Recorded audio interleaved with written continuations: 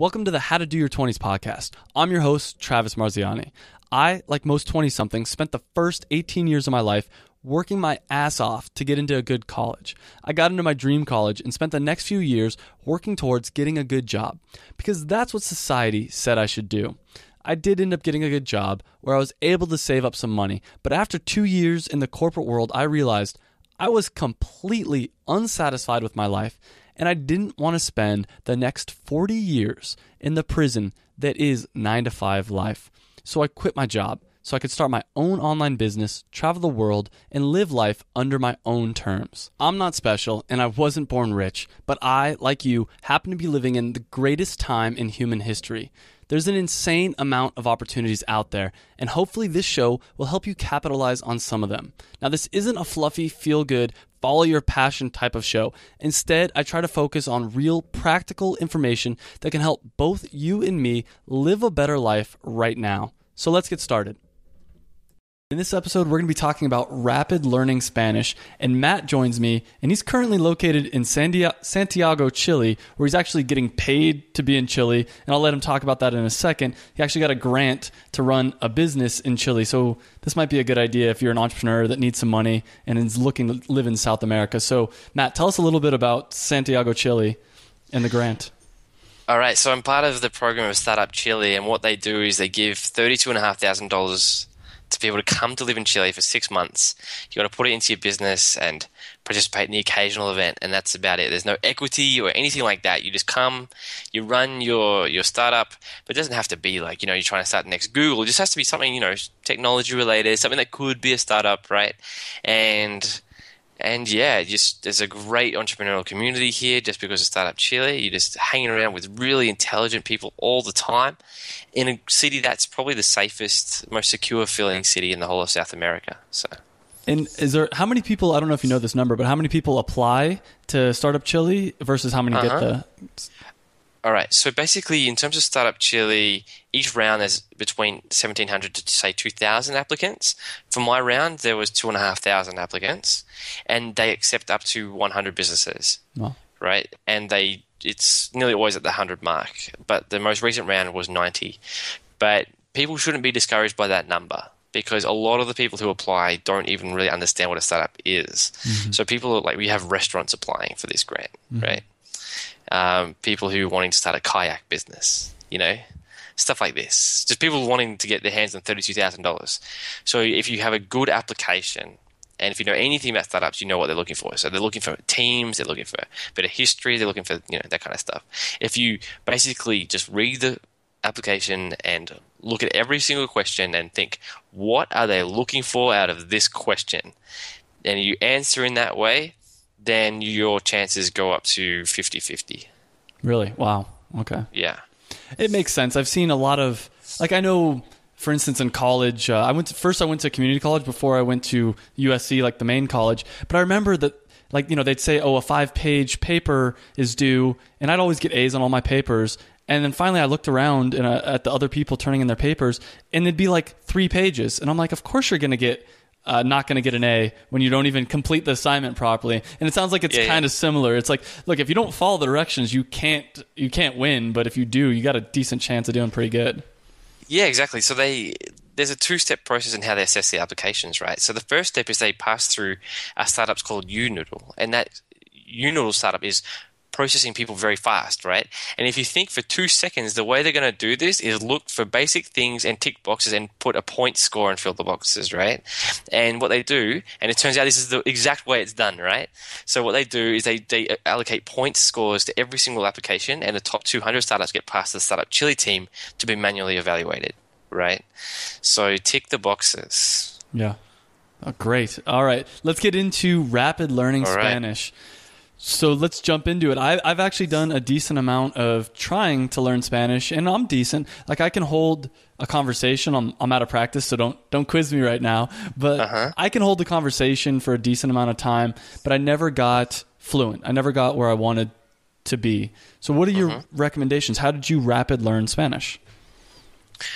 Okay, so the process is, was definitely a process, but the main core thing to learning any language is it can't be something that you're just doing because you would like to do it, right? Mm-hmm.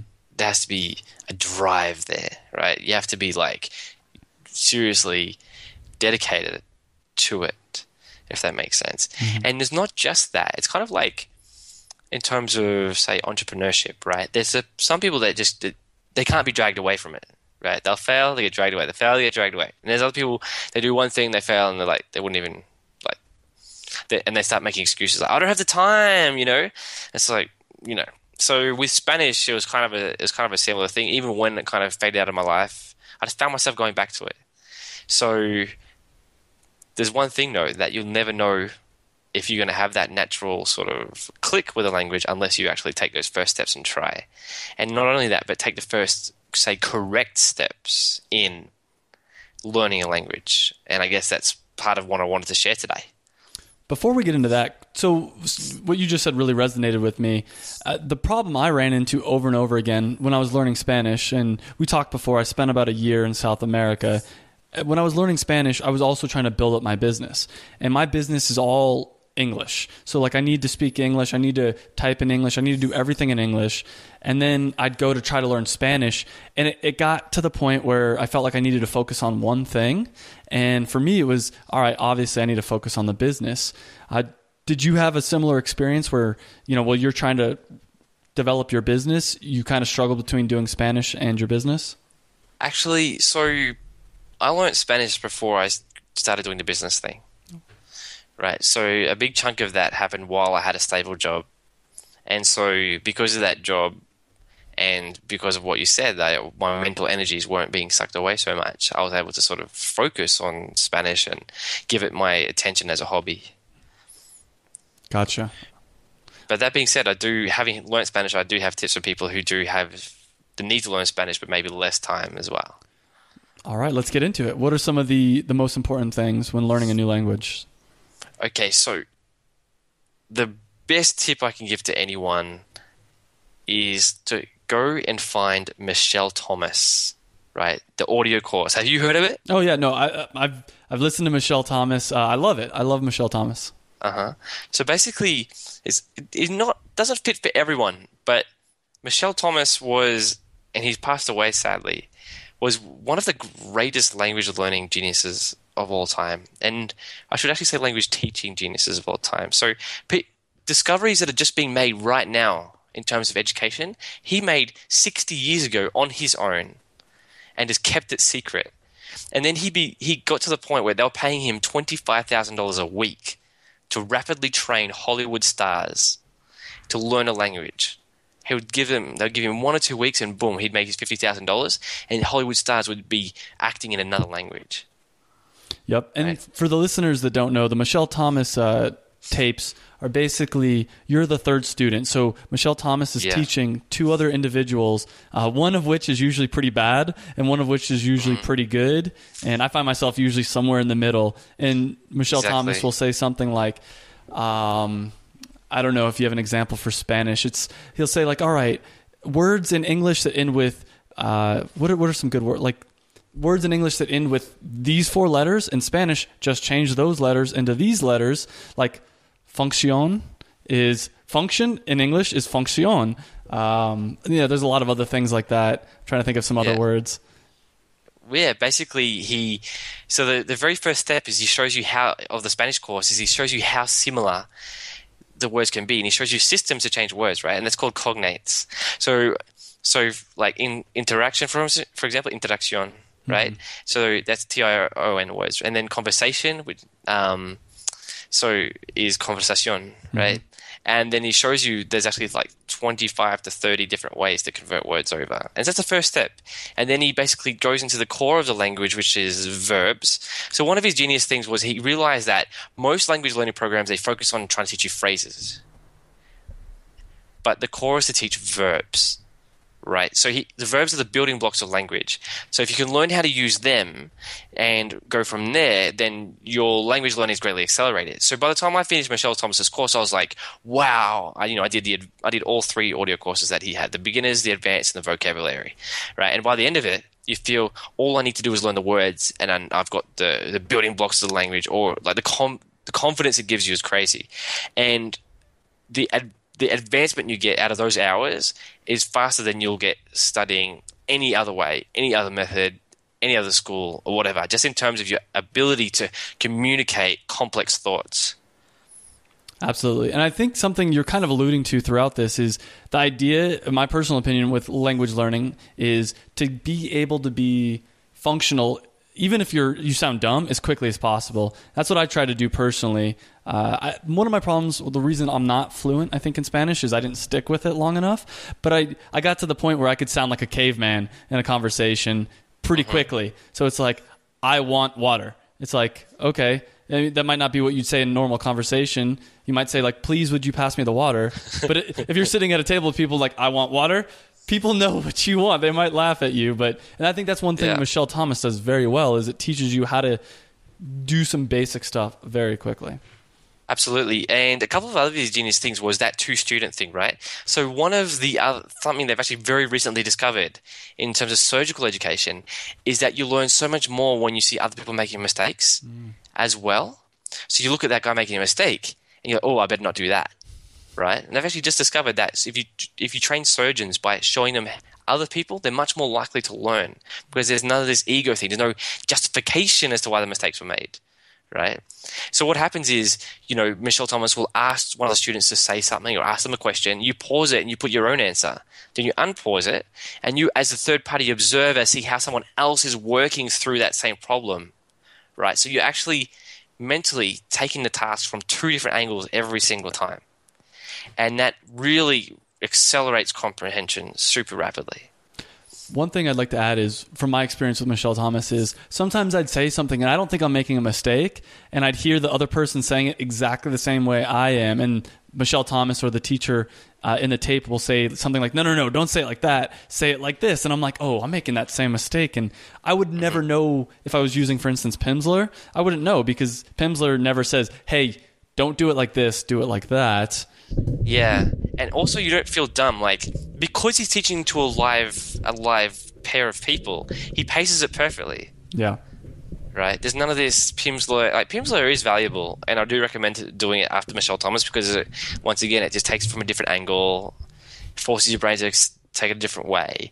And then after that, honestly, I think that's a good part of that initial building blocks. But what you said in terms of going out and practicing, that is so important, right? Because so much of motivation comes from those chemicals, right, that get generated from like positive interactions and people praising us and stuff like that. And you go out there and it's useful, and your brain is obviously much more likely to stick with something that's useful, right? So many people who are listening to this, they're not in a situation where they can walk out in the street and just practice a language, right? USA in Medellin in Colombia, I'm in Chile, right? So I can walk out and practice. But when I started learning Spanish, I was nowhere near any of these countries, right? So there's websites. There's one of them is called sharedtalk.com.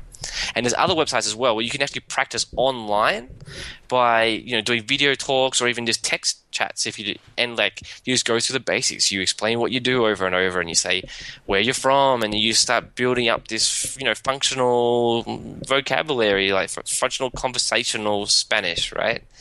And then go from there. And the other aspect is pure work. Like, at some point, you have to learn the words, and there's only one way to learn the words, and that's just memorization.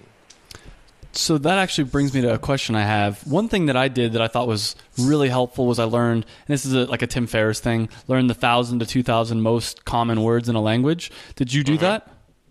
All right. So I found a website that's called vocabulix.com. Okay. And I believe, they've curated it a bit, and I'm not sure if they used the word frequency list, but they kind of went along that way, right? So what they have is I think 100 at the time anyway. They had something like 120 different 20-word vocab quizzes. And I literally maintained a spreadsheet, like recording my results each time I did each one of the quizzes, right? So I would not be able to move on from a quiz unless I'd got 100% on it twice in a week. Right. And I wasn't just doing one quiz at a time. I'd be trying to do 10 quizzes at a time and just coming back every day. I'll do, say, 2 or 3 quizzes and just bang, bang, bang, bang, bang, bang, bang, just methodically, And that really built up my vocab real fast, because I had 2,500 words under the belt. And it's actually a really good resource. I think it's 555 verbs in Spanish or something like that. I can't remember the exact name, but it's a verb book that has the 555 most frequent verbs in Spanish. And that book is super valuable because of what I said. The verbs are the most powerful, like are the building blocks. Most people, the biggest mistake, well, one of the big mistakes they make is to focus on nouns instead of verbs. So in your vocab learning, most people are like, I'm going to learn the word for, butterfly. I'm going to learn how to say yellow. I'm going to learn, all that stuff, right? Yeah. When they should be learning how to say, like go and close and put and all that kind of stuff. Mm-hmm. The Vocabulix, is that the name of the site you said? Vocabulix, yeah. How is the actual structure? So they ask you, like, what's the word for go in Spanish? And then does it show you the answer in Spanish? And does it also have, like, an audio thing? Or... No, it's super rudimentary, actually. And if it does have an audio thing, I can't remember because this was a long time ago. So when I actually was in my 20s. So I've left my 20s 3 months ago, but we're going to forget about that, right? Young at heart. So I did all this 6 months ago. Sorry, Vocabulary, I can't remember the exact mechanics of it, but I do know it was very helpful. But one thing I do know is this, that they have multiple choice kind of things. You'll never learn anything using multiple choice. You got to make your brain do the work. Yeah. So I'll add a site actually I used that I was really happy with too. It's called Spanish Pod 101, and it would give you the flashcard. On one side it'd be English, and there's different ways you could do it. Sometimes on one side it'd be English, other side it'd be Spanish. And one thing I really liked, it had audio too. So it wasn't just me reading it, because otherwise I'd say it in my American accent. But like, so let's say butterfly, just for the fun. It'd have butterfly on one side, and then if I clicked turn it over, it would say mariposa, and it's good Spanish accent, not like me, and you could mariposa, and you could mark whether you got it right or not.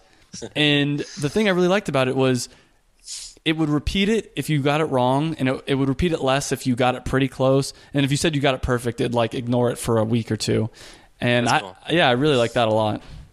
That's great. And actually, one thing that happens to people is they get a bit bored, right? It's hard to maintain the kind of that discipline in terms of your brain, in terms of focusing just on vocab, right? So another thing I recommend is finding resources that are interesting in some way. So one resource I recommend is called lingro.com, right? And it's a website where basically you put a different website URL, and Lingro sort of superimposes itself. So you might find a Spanish website that you go to the news, you read an article. If you don't understand a word, you just click on the word, and the translation just pops up right there. You don't have to be sitting there going to Google Translate and all that kind of stuff. Another tip that I recommend is a website called notesfromspanish.com, and it's a really brilliant website that helps you get out of that beginner's rut, because there's so many materials prepared for beginners, but the transition materials don't really exist besides Notes from Spain. So what you do is listen to they have beginners, intermediate, and advanced. And the beginners podcast, they're speaking very slowly. They have very detailed explanations at the end. Intermediate, less so, and then advanced, they just give an introduction to the conversation, and boom, they're talking in Spanish for 8 minutes. But a really slow, clear Spanish. And I found that immensely valuable to make the transition, not just because of that structure, but because each conversation is interesting. That's cool. Right? I've never heard of this site. Yeah. Yeah, because you feel, you just can't. You just want to be friends with the person who runs it, and it's not like a big thing that happens with YouTube videos and audio. So it's like, welcome to Spanish Bean 101. That's a very terrible voiceover imitation. Hello and welcome to Spanish Bean 101, and you will learn, just completely devoid of personality, but it's just a husband and a wife who are sharing the struggle, and it's really valuable. Notesfromspanish.com. Cool. Yeah, so when you were learning, how long did you spend learning in the United States before you moved over to Chile? All right, so I'm from Australia, actually, but so I went to Spain to study Spanish, so I probably spent about a good 8 months sort of studying my own free time, going to and from work. If you have a commute and you're not using that in a practical, intellectual way, I don't care if you're learning a language, but if you use your commute to listen to comedy podcasts or to listen to the radio, that is such a waste of time, right? Learn something. Take advantage of your free time to learn. And so that's what I did. I went to work listening to Spanish stuff, returned from work listening to Spanish stuff. On my lunch break, I would listen to Spanish stuff. And And also one thing I did once I got to a certain level is I started reading books. But one thing people do, they think, I'm going to read children's books. That's how I learned as a kid, right? But they don't hold your attention because they're so boring. It's like, the dog jumped over the mat. The mat was under the dog, right? And like within 2 seconds, you're just like... And the best kind of learning materials to use are the ones that don't require discipline to use them, right? So notes from Spanish.com is a perfect example because they're just entertaining and easy to listen to. Another example is just going down to a local library and getting books for, say, 9 to 10-year-olds. That's when books actually start getting a bit more interesting. They have a bit more narrative, right? They have a beginning and a middle and an end. They have characters. They have personalities, that kind of stuff. I found that super valuable. Actually, one of I think it was the first or second book I read in Spanish was a biography for like teen girls about Ricky Martin. Okay. I know way too much about Ricky Martin now. That's funny. But, it was just a biography for like 11-year-old girls to read about Ricky Martin, and the language was super simple and it was great. One thing I will add, I didn't do this to completion like I probably should have, but I bought a book that was really interesting to me in English, like one of the books that like I've read a couple times and I'm happy to read again, and then I read it in Spanish, and so I could kind of fill in the blanks, but it was interesting to me because as I was reading it, I'd see, I don't know what this word is, but it must mean this because I know this part is about this certain thing. Yeah, so a lot of people, they just go way too far and they start reading like something like Gabriel Garcia Marquez or whatever, right? Yeah. But a good transition step is so you start reading some really basic books, and a good transition step up from that is to start reading books that have been translated from English into Spanish, right? Like you must have been doing. So I read something like 7 John Grisham books, right? Something I would never admit to in any other context, but they're entertaining page turners, and because you understand the cultural context of everything, it's a lot easier to understand because they're not like constantly just ripping slang and putting expressions in. They're just directly translated from English. I also read Harry Potter, which was a great sort of thing, and those kinds of books. I read the entire series of Harry Potter in Spanish, and all that kind of stuff. If, like I said, and I continue to repeat, if it doesn't require discipline, you're so much more likely to do it. Did you watch any TV shows that were dubbed? Actually, no. I watched a little bit of Spanish TV. Like I found a Spanish TV. Like I'm not sure what you guys have in the States. Like the soap operas, telenovelas. No, but actually, I was watching something else. So you guys have a I'm not sure if you have a major government funded television station in the USA, but most countries do have like the BBC, the Spanish equivalent to BBC. There you go. PBS, it took a long probably. time. Took a long time to get there, but I got there, right? So I would watch their programs that they had online, just the ones I found interesting. Gotcha. Well, I'll say one of the things I was really happy I did was The Simpsons in Spanish, and I probably wouldn't watch reruns of The Simpsons in English, but in Spanish it was actually funnier because a couple different reasons. Like I don't know. First off, it was fun because I was able to relax and watch TV and not feel bad about it because I'm learning, so it's totally cool. The second thing was sometimes by like I know the joke that's about to come up, and when it's said in Spanish, it just kind of throws my brain for a loop, and it's like extra hilarious. Like I don't know, but I absolutely highly recommend that for anyone. It's extra hilarious because you get that extra sparkle. Like holy shit, I got the joke, right? Yeah, and that's always when it's fun. Is like when you can get a joke, and then there's sometimes that there's things that happen on screen that I wouldn't have noticed, but like I'm so lost in the Spanish that I'm like, hey, wait a minute, that can says something funny, Little things like that too. That's cool. Yeah. Cool. So what other tips do we have? We got a lot more on rapid learning Spanish to go. All right. So we've gotten through a lot of the core of it. And then after that, it's just to find people and go to meetups and stuff like that. Another thing that really benefited me was actually going to Spain. So when I got to Spain, I'd already read my book about Ricky Martin. I'd already read one or two books. I was able to, I bought a newspaper on the day I landed, and I was able to make pretty good sense of it, right? Everything besides the sports section. Sports vocabulary is really tough to get your head around. But to get fluent is a step up, and it really, the brain is like a muscle, and you just got to work it, right? So to get to an intermediate level of Spanish using the tricks I've just been sharing, very much doable. But after that, it's really just getting out there and talking to people and reading and listening and talking to people and just having fun with it, right? So just not seeing it as like a discipline thing, but as a fun thing. And going to a country. So I booked my ticket to Spain, and that put the fear of God into me, because some people, when they book a language learning ticket, and they're like, okay, I'll wait till I get there because it'll be so much easier there, right? But take the mentality that this is your opportunity. Make sure you get there with the most advanced level that you possibly can, so you have a better foundation to build off, and you can come away even more advanced, right? Because you can cover the beginner shit in any country, right? But going from intermediate to fluent, that's really hard away from the country. Mm-hmm. So another thing is to check out Benny Lewis. I'm not sure if you've seen his stuff, Fluent in 3 months. And his main thing is he says you should start practicing with people from the very first day. Yep. And that's why I recommend, say, sharedtalk.com to do that, just to try it out. And you get a bit confident early on and you get beat down. But I tell you what, I speak Spanish fluently, and I still, like, every now and then, I get into a situation where I don't know the word, or I say something grammatically incorrect. I'm like beating myself up all night. And one thing you just got to realize is that you're never going to be perfect. You just got to accept it. Yeah. So when you're actually in the country and you're looking to get to the more advanced level, how do you recommend like meeting people to do the language exchanges with?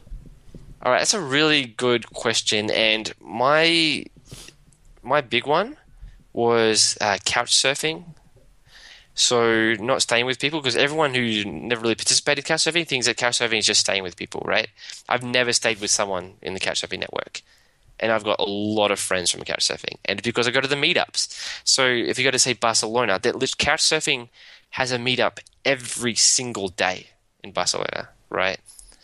Much more than any other city I've been to, but nearly all major cities, there's at least 1 or 2 meetups every single week. It's a really great way to meet people. But the biggest thing I recommend is before you arrive at a country, it's actually much better to get past the beginner level outside a country than inside a country, because it changes the friends that you make early on, and it changes the social groups that you fall into, and that becomes extremely important. So when I arrived to Spain, like I said, I did go to a school because I wanted to improve my level, but our class was at the level where after the class we all spoke together in Spanish. We never spoke once in English to each other, right? But the levels below us always spoke English after class because they didn't have the level to communicate amongst themselves.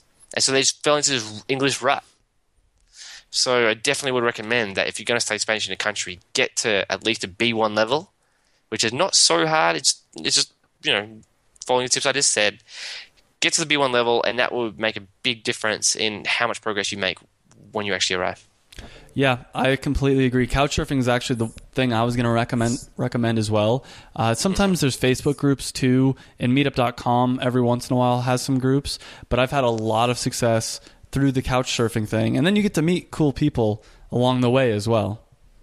Absolutely, and make conversations just talk to the supermarket lady, or talk to the waiter, or if you see football on TV, ask a question about the football, Yeah, sometimes. Yeah, go ahead. So sometimes people who are introverted may look at you funny, but hey.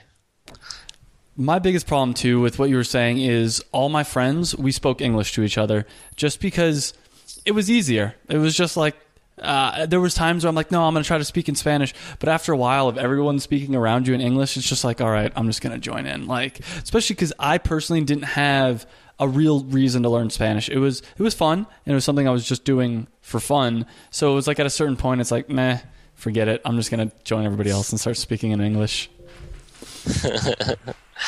Yeah, so something that a lot of people find really valuable is music. Mm-hmm. So listening to music, learning the words. There's in terms of accents, a friend of mine has got something called the Mimic Method, and I'm not sure if you've heard of it. No. So it's called the Mimic Method by a guy. His name is Adalza, and he's literally just got into Startup Chile with his company. And what he does is he teaches you to learn accents through rap. Okay. Right? And he's got this incredible video. Should link to it in the show notes. It'd be much easier than just spelling this guy's name out. Trust me. So he raps in 8 different languages, and he shows you how he did it. Right? And his accent is good. So people I know Spanish, or I can say his accent is good. People who speak Portuguese say his accent is good. He raps in Chinese in his video. And apparently Chinese people like, this was seriously impressive. And you could just take the techniques that he's learnt and just pay him a little bit of money and he'll help you with it. So a friend of mine, has gone through that and paid that, and really he helps you deconstruct why you say words in a different way and rebuild that, and in a way that's accessible and fun, and it's kind of personal too. I haven't tried it, but I've heard a lot of good stuff about it. Yeah, I'll add to what you were saying. Spanish specifically, it's really easy to find good music. I like reggae in English. I mean, I like a lot of different types of music, but I found some really good Spanish reggae. And the good thing about reggae too is it's kind of slow. So like I understood, and I'd play it while I'm in the shower, and then you sing along, and you get your accent down too when you're singing those words, and it actually means something. It's not just like, hey, let's do these flashcards. It's like, no, I know what these songs, and I'd find myself going to YouTube and being like, or Google Translate and be like, hey, what does this line in the song means? And I'm like, whoa, that's a lot deeper than I expected it to be. So that's one of the things. So one other thing actually is that I would like to mention is the imitation of accents. Mm-hmm. Right? So one thing people get very self-conscious about is accents, and if they try to speak accent in a certain way, well, people think they're being racist or something like that. Right, so I went to India in 2002 for a few weeks, and there's a stereotypical way that Indians speak, right? And like if you watch The Simpsons, you know what that stereotype is. And so, but what I actually did, I started speaking with that accent when I learned those words. Yeah. Right? And people were like, wow, you have the best accent I've ever heard from a foreigner. Right? And they didn't think I was a racist or I was mocking them or anything. They were just like shocked. And all it was because I was just irritating. I was literally just imitating the stereotype. Yeah. Feeling guilty on the inside, but for a day. And then after that, everyone's just like, wow. Yeah, no, I completely agree. I have a very similar thing where I've said it's almost like at first you're making fun of them. And in fact, I got a fun story. My first high school dance, I remember seeing the way, and I don't know how they dance in Australia, but in America, it's pretty crazy at times. So my first high school dance, I remember seeing everyone doing their dance and like the grinding and everything, and I thought it was hilarious. I'm like, you guys can't be serious. Mm-hmm. So when I first started dancing, what I did is I'm just going to go up there and look ridiculous on purpose and know it, and like just kind of almost making fun of everyone. And then after a couple dances of doing this, it actually started to become fun, and like I felt normal because I'd look around and I'm like, everybody looks just as ridiculous as me. So it's kind of, by making fun of them, it actually makes you better at doing it. Yeah, man. As long as you're respectful, Fake it till you make it, right? Exactly. So one thing we didn't cover as far as meeting people, and it sounded like I heard before the podcast you have a girlfriend here in Chile, and I assume it's a Chilean since you guys were speaking Spanish. She's actually from El Salvador. Okay. Yeah. So it's a native Spanish speaker. And that was the next thing I was going to say that I found extremely helpful was dating in any country I'd been in South America to learn Spanish. And specifically online dating to start, because there's that messaging back and forth. You tend to say the same things every time. And then every time I'd meet up with a girl, even if I wasn't that attracted to her, I'm like, hey, for the price of coffee, I get a free hour Spanish lesson that's like way better than any Spanish lesson I could pay for. I don't know if you had a similar experience. Yes. So by the time I met my girlfriend now, like my Spanish was fine, but it definitely did help me in previous interactions in other countries where I was at. I see you're trying to be careful on what you say. Okay. I will recommend, as someone that can say this, Tinder was super helpful. Like Tinder, and for instance, in Colombia, I used Colombian Cupid, and I think in Argentina, in Buenos Aires, I only used Tinder, and it worked really well. It's just like, hey, let's meet up for coffee. And a lot of the girls, they want to learn English. So I'd spend the first hour talking in Spanish. And then by the end of that hour, my brain is just fried. I'm like, hey, can we talk in English? And they're usually like, yeah, let's talk in some English. Or they don't talk in English, and I just kind of push through it anyways. Both have happened. But it skyrocketed my Spanish level by far. Nice. Yep. Yeah. Totally recommended. Just for those reasons. Yep, absolutely. So any other tips about rapid learning Spanish?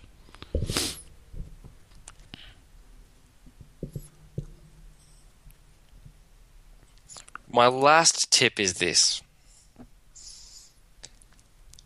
I learned Spanish because I heard a lot of people saying, one day I'd love to learn a language. And I heard a lot of people of various ages saying that. And you've probably heard yourself saying that too. That day never comes unless you just pull the trigger. You just got to do it. There's no perfect day that comes. Just do it. If you're considering it, just do it. If you're not considering it, do the other thing that you wanted to do when that day comes, right? Just pull the trigger. Tomorrow, like, what do they say? Tomorrow never comes. Mm-hmm. They say it for a reason. Do it. Well, thank you, Matt, so much for coming on. Where can people find out more about you? So tourismtarget.com is my website. It's my business. We do websites for tour operators, and I've got my own podcast for people who run small agencies. So if you run a digital agency of any form, check it out, webagencypodcast.com. Perfect. All right. Thank you so much for coming on. Thank you. Thanks, guys, for listening to this episode. And you can get the show notes by going to my website, howtodoyour20s.com. That's howtodoyour20s.com. And while you're at the website, you can sign up for free bonus podcasts that I've done that I never released on iTunes. I never released on Stitcher, any of that kind of stuff. The only way to get them is by going to the website and putting your email in the top little box. When you put your email in there, I'll send you a link to all the bonus episodes I've done, including a very special episode that I did that was all about setting and achieving goals.